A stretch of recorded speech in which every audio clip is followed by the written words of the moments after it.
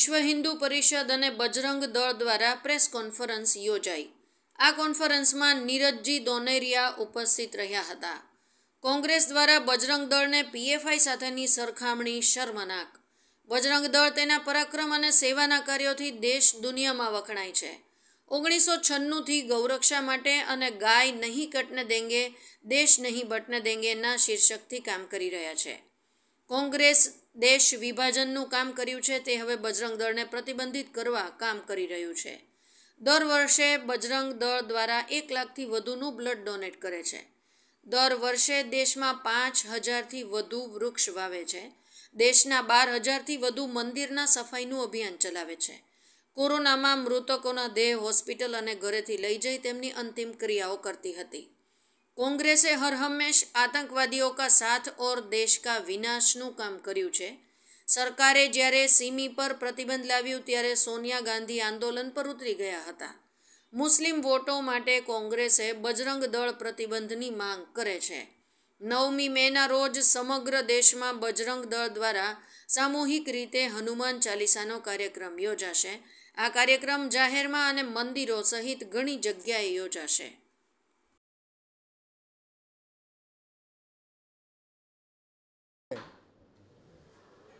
विश्व हिंदू परिषद बजरंग दल के द्वारा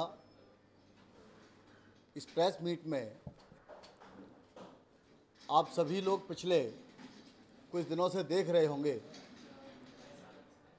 कि कांग्रेस पार्टी ने किस प्रकार से कर्नाटक के घोषणा पत्र में बजरंग दल को पीएफआई जैसे आतंकी संगठन के साथ जोड़कर एक शर्मनाक हरकत की है। यह हरकत द्वेषपूर्ण है, दुर्भाग्यपूर्ण है। पूरा देश जानता है कि बजरंग दल 1984 से श्री राम जन्मभूमि के आंदोलन के निमित्त इसका स्थापना हुई। उस आंदोलन में सुरक्षा का कार्य संगठन ने अपने पराक्रम के साथ किया, उस आंदोलन को सिरे चढ़ाया। इससे पूरी दुनिया भली भांति परिचित है कि बजरंग दल ने किस प्रकार से अपने पराक्रम का प्रदर्शन करके अपनी पहचान बनाई। वही बजरंग दल जो देश में अपने सेवा के कामों के लिए जाना जाता है, उस बजरंग दल ने संपूर्ण देश भर के अंदर गौरक्षा का अभियान लिया, क्योंकि हमारा उद्देश्य था हिंदू जीवन मूल्य की रक्षा करेंगे, हिंदू जीवन मूल्य की पुनर्स्थापना करेंगे, ये संकल्प के साथ। इसलिए गाय को हम माँ मानते हैं, तो गाय की रक्षा करने का संकल्प 96 में लिया और तब से लेके अभी तक गाय नहीं कटने देंगे, देश नहीं बटने देंगे, इस भाव को लेकर, गाय हमारी माता है, देश धर्म का नाता, इस भाव को लेकर गाय माता की रक्षा के लिए कसाईयों से 86 लाख गौवंश को कटने से बचाया। पुलिस का सहयोग लेकर उन गायों की रक्षा की। आज उसके कारण देश में 500 से ऊपर गौशालाएं अकेला विश्व हिंदू परिषद संचालित करता है। देश में व्यापक पैमाने पर सरकारों को भी गौशालाएं खोलनी पड़ रही हैं, सामाजिक संस्थाएं खोल रही हैं। देश में कई राज्यों में गौसेवा आयोग बने हैं। आज गाय की महिमा महत्व इतना ध्यान में आया कि पंचगव्य के निर्माण होने लगे हैं, असाध्य रोगों में उनके गौमूत्र का उपयोग होने लगा, जैविक खेती होने लगी। ये दृष्टि बजरंग दल के कार्य के कारण देश भर में प्राप्त हुई आई। इस कार्य को बजरंग दल ने आगे बढ़ाया। उस संगठन पर प्रतिबंध की बात विभाजनकारी कांग्रेस ने की, जिसने देश का विभाजन भी धर्म के आधार पर करा दिया था। वो कांग्रेस राष्ट्रभक्त संगठन के लिए उसने ऐसा अपशब्दों का प्रयोग किया, अपमानजनक बात कही, जिससे संपूर्ण देश का हिंदू समाज आहत हुआ। क्योंकि संपूर्ण हिंदू समाज जानता है बजरंग दल श्री हनुमान जी को अपना आदर्श मानता है, और हनुमान जी को आदर्श मानकर बजरंग दल अपने कार्य को करता है, सेवा सुरक्षा संस्कार के भाव को लेकर करता है। इसीलिए बजरंग दल 2 नवंबर को संपूर्ण देश में 1 लाख यूनिट रक्तदान करता है।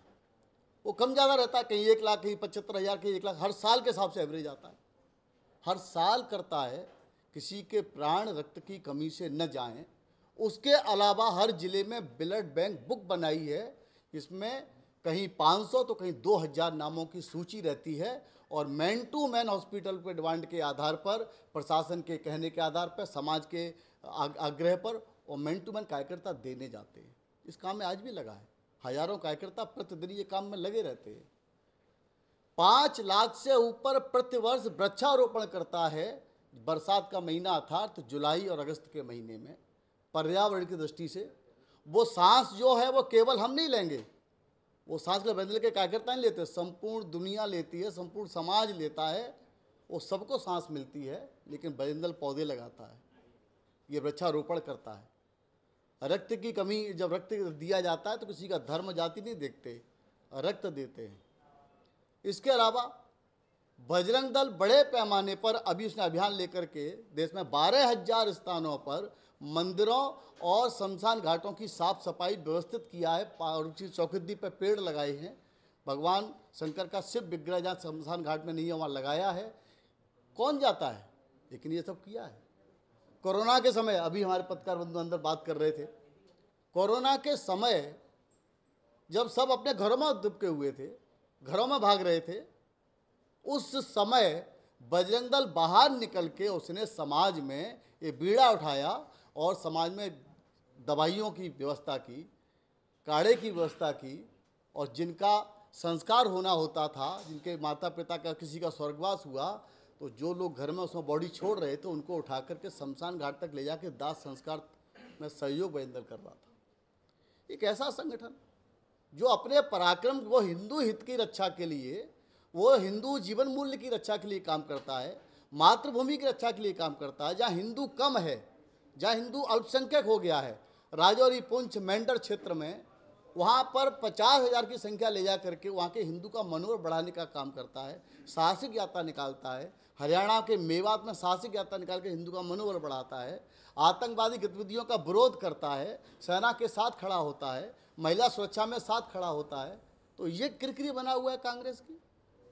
कांग्रेस पार्टी का खुद का इतिहास है कि उसने हमेशा आतंकवाद का साथ दिया है। कांग्रेस का हाथ आतंकवाद के साथ किसने नहीं देखा कि JKLF जम्मू कश्मीर में जो 1985 से लेकर के 2000 तक जिसने आतंक मचाया, कितने सैनिकों को, कितने आर्मी अफसरों को और कितने हिंदुओं को उसने कत्लेआम किया वहाँ, जिसकी वजह से हिंदू को वहाँ से पलायन करना पड़ा कश्मीर घाटी से।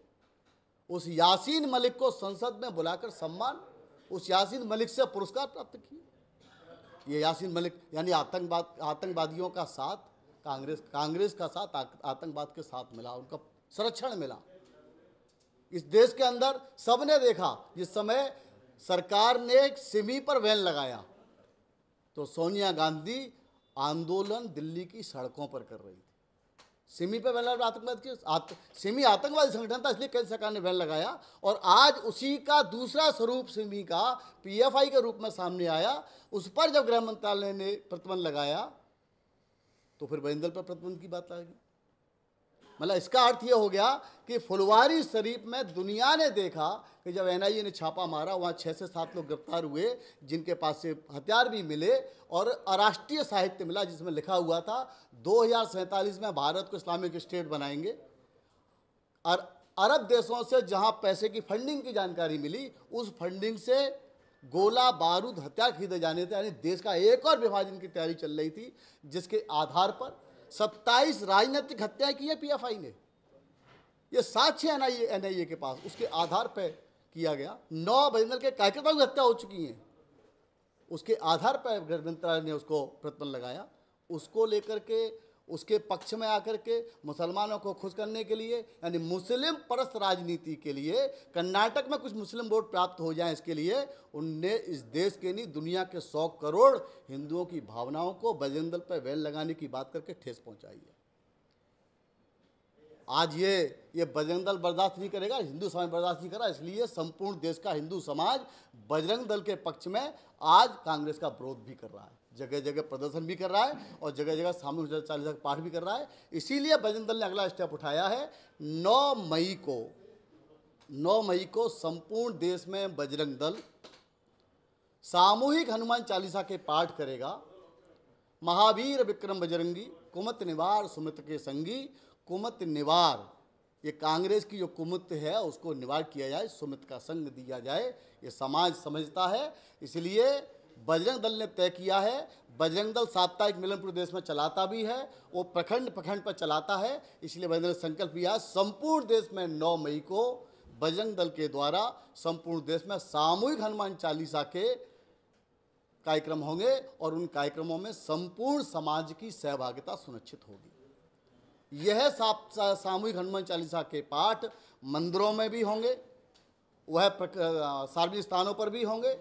यह कार्यक्रम व्यापक पैमाने पर होंगे और उसमें हिंदू समाज बड़े पैमाने पर अपनी सहभागिता करेगा, क्योंकि एक राष्ट्रभक्त संगठन को, एक देशभक्त संगठन को, जिसमें हिंदू नौजवान सेवा स्वच्छता संस्कार के भाव से काम करते हैं और हिंदू नौजवानों को साहसी पराक्रमी और सौरवान बनाने का प्रशिक्षण चला करके प्रशिक्षण देते हैं। उसके माध्यम से अपनी मातृभूमि, अपनी देश की रक्षा के लिए संकल्प लेकर के जीते हैं। ऐसे बजरंग दल ने संकल्प लिया है कि 9 मई को सामूहिक हनुमान चालीसा के माध्यम से इस कांग्रेस पार्टी को सबक सिखाए।